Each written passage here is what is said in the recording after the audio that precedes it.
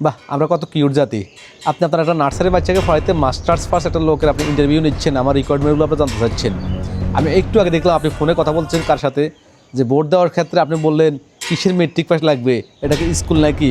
তারপর আপনি বলতেছেন যে দুর্নীতি করলে অসুবিধা কি, দুর্নীতি সব জায়গাতে চলে, কম বেশি হয়, ঘুষ কোথায় না চলে। তাহলে সেখানে আপনি একটা দেশ চালাতে গিয়ে আপনি এইগুলো চিন্তা করেন না, আর আপনি একটা নার্সারি বাচ্চাকে পড়াইতে গিয়ে আপনি অনেকগুলো যাচাই করেন।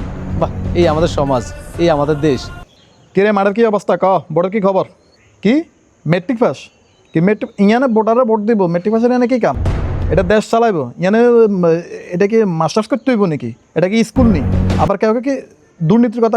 আরে দুর্নীতি কোন লেভেলে গেছে? দুর্নীতি কোন জায়গাত নয়?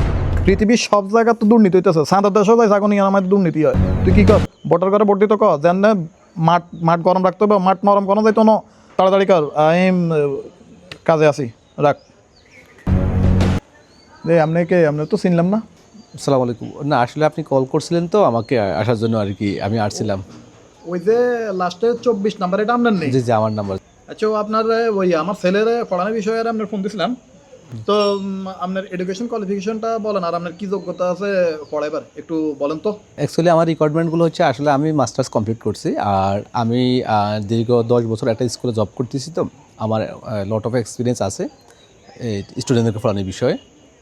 দেখেন, পড়াইতেন গেলে আবার ওইখানে সমলই দুর্নীতি করা যাইতো না, আর টাকা পয়সা হালাল করতে হইব।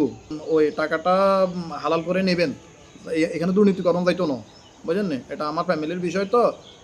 বাচ্চার ঠিক মতন পড়াইবেন, ঘন্টা পুরে পড়াইবেন, চাইয়েন এখানে দুর্নীতি করা যাইতো না। যে আসলে আমি তো আসলে কলেজ লেভেল স্টুডেন্টদেরকে ফাইট পড়াই বেশিরভাগই। তো আপনার ছেলে কোন ক্লাসে পড়ে? আরে আমার বাচ্চা ওই নার্সারিতে এবার ভর্তি করাইছিলাম। এরে পড়াইবেন, 1 ঘন্টা আসে পড়াই দেবেন। কলেজ লেভেল পড়াইতে কি হয়েছে? নার্সারিতে আমার বাচ্চা কি কম পারে নাকি? কোনতে কম পারেনি। বাহ, আমরা কত কিউট জাতি। আপনার একটা নার্সারি বাচ্চাকে পড়াইতে মাস্টার্স পাস একটা লোকের আপনি ইন্টারভিউ নিচ্ছেন, আমার রিকোয়ারমেন্টগুলো আপনি জানতে চাচ্ছেন।